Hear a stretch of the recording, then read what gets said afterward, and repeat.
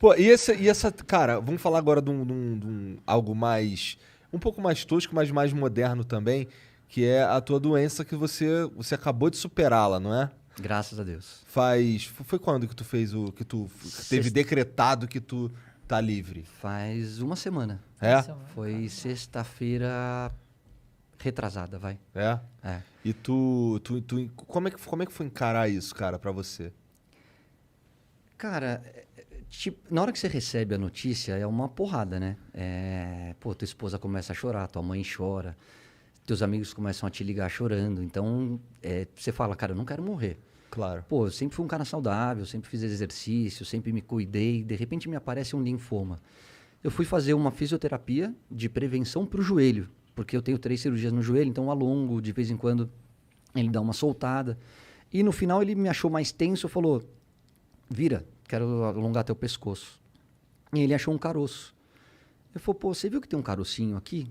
Cara, eu pus a mão assim e falei, não vi, mas tem mesmo. Ele falou, vai dar uma olhada, fala com teu pai, meu pai é médico. Não falei. Semana seguinte voltei na fisioterapia, aí ele alongou de novo e falou, você falou com seu pai? Falei, putz, Cadu Ramos, o fisioterapeuta. Falei, Cadu, não falei. Mas na minha cabeça eu falei, putz, ele tá preocupado, alguma coisa tem. Aí eu falei, pai, dá um pulinho aqui, dá uma olhada no meu pescoço. Ele olhou e falou, pode ligar pros teus amigos e amanhã eu quero que você vá pro hospital. Eu falei, por que você acha que preocupa? Ele falou, quando eu bato o olho, filho, meu pai é patologista clínico, né, laboratório, faz exame de sangue, esses exames. Ele falou, eu sei quando é uma lesão muscular, quando é uma picada de inseto e dessa vez eu não sei o que que é. E se eu não sei, você tem que checar. Eu entrei no hospital, fiz todos os exames e foi detectado um linfoma de Hodgkin, que é um tipo, graças a Deus, o menos agressivo de um tipo de câncer. Eu tinha o Caioba Soccer Camp, que é um camp que eu faço para as crianças. Na época, 7 dias depois, isso tudo foi numa quinta. Não nesse fim de semana, no outro, 10 dias depois, eu tinha o camp na Bahia. A gente estava 1 ano e meio sem fazer o Caioba. E logo em seguida eu voltava da Bahia direto para o Rio de Janeiro para fazer as Olimpíadas. Então, assim, primeiro você administra. Você chora, você fica preocupado, você fala, cara, meus filhos, não posso morrer, não é minha hora ainda. E aí depois você tem 2 opções, ou você afunda ou você enfrenta. E eu peguei minha esposa e falei, apareceu. Não cabe a nós a gente se questionar, a gente se queixar, a gente perguntar o porquê. Apareceu, vamos resolver. E aí eu escolhi um médico que foi, acho que, pelo menos 50% do tratamento. Porque ele falou para mim, o que você quer fazer? Eu falei, eu quero ir pro Caioba e eu preciso fazer as Olimpíadas. Ele falou, quanto tempo? Eu falei, 1 mês. Ele falou, pode ir. Pode ir porque eu preciso que você esteja com a cabeça boa, eu preciso que você esteja forte para enfrentar a quimioterapia. E aí eu fiz tudo isso, fiz as Olimpíadas já sabendo do câncer, não contei para ninguém. Voltei e comecei a quimioterapia, foram 2 meses de químio. Falei com o meu médico, ele falou, Caio, acho que você vai conseguir passar por ela continuando a trabalhar e sem ninguém saber. Eu falei, é contagioso? Ele falou, nem um pouco, você não oferece perigo para ninguém. Eu falei, qual é o risco? Ele falou, um mal-estar, o enjoo, algumas dores que vão surgir no teu corpo, porque é um tratamento agressivo. E eu falei, tá tudo certo. Minha vida inteira foi trabalhar no limiar da dor, porque como atleta, volto a dizer, eu tenho 3 cirurgias de joelho, um nariz quebrado, ponto pela cara inteira, um ombro fora do lugar, torção, lesão muscular, praticamente um Frankenstein do esporte. Então, assim, a dor não me incomoda, eu sei lidar com ela. Eu falei, vambora, então vambora. E a minha preocupação passou a ser o meu filho. E eu não queria que ele soubesse, que ele sofresse, que ele achasse que fosse acontecer alguma coisa de grave. Até o momento que era um dos riscos do efeito colateral, a queda de cabelo. E começou a cair. E aí eu vou falar para vocês que eu fiz assim uns 4 ou 5 jogos, fora os programas, com maquiagem pra caramba, porque eu tinha muita falha na cabeça. Então a minha esposa passava aquela tinta preta, depois ela passava aquele pozinho preto e vambora. E ao invés de chegar 1 hora antes do jogo, eu chegava 20 minutos antes do jogo. Os caras, pô, você tá chegando em cima da hora. Eu falei, não, E na minha cabeça eu falei, eu sei que não é o certo, mas eles 1 hora vão entender. E acabava o jogo, eu ia embora, não ficava pra resenha. Por quê? Porque se você puxa meu cabelo, ele cai. E muitas vezes, se você encosta em mim, ele também cairia. Eu puxando o cabelo, eu ficaria careca. E foi uma libertação, cara. Aí na hora que eu cheguei para minha esposa e falei, amor, acho que tá na hora da gente tornar público.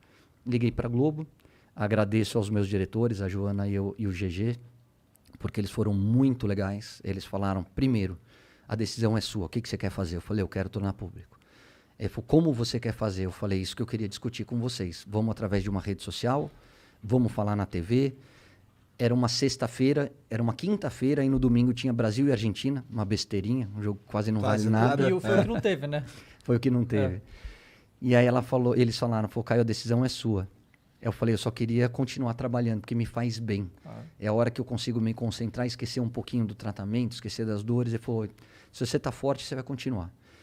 E aí foi pensado, era véspera de um feriado, eu falei, por que eu vou soltar na sexta-feira? Porque já não tem programa de fofoca, né? De sábado até segunda-feira, pelo menos.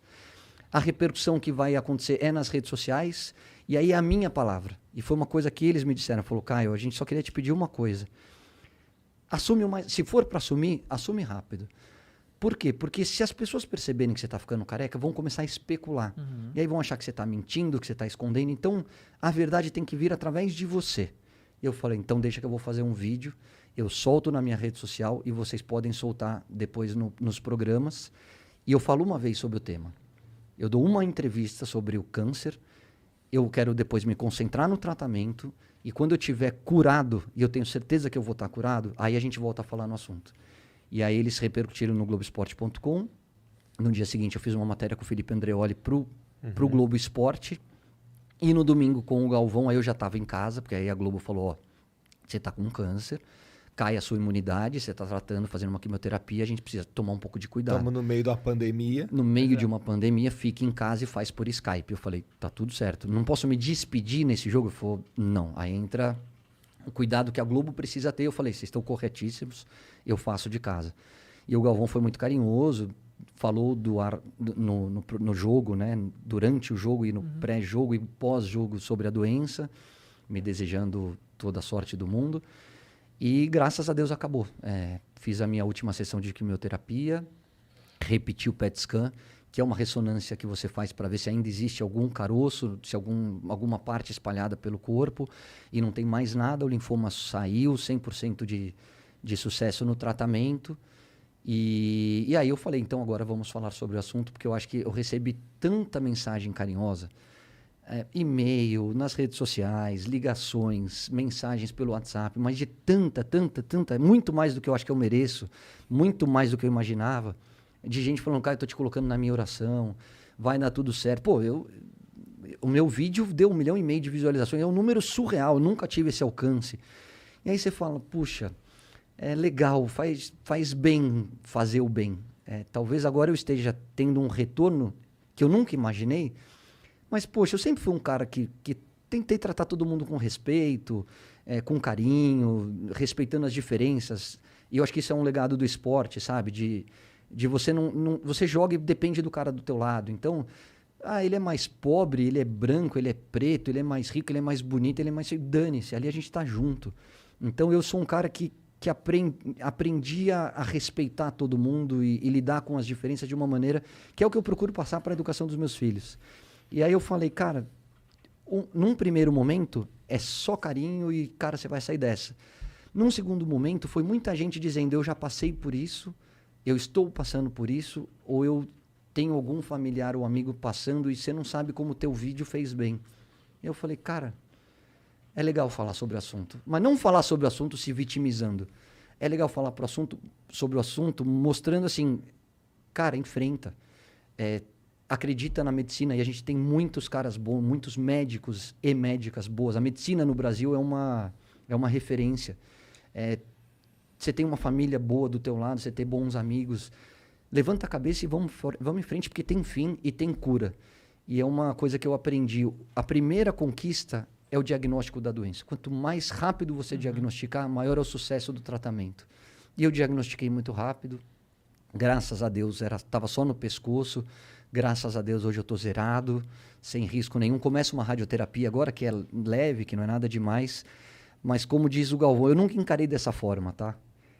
Na minha cabeça era me manter forte, blindar um pouquinho meus filhos, para que eles não sofressem com isso.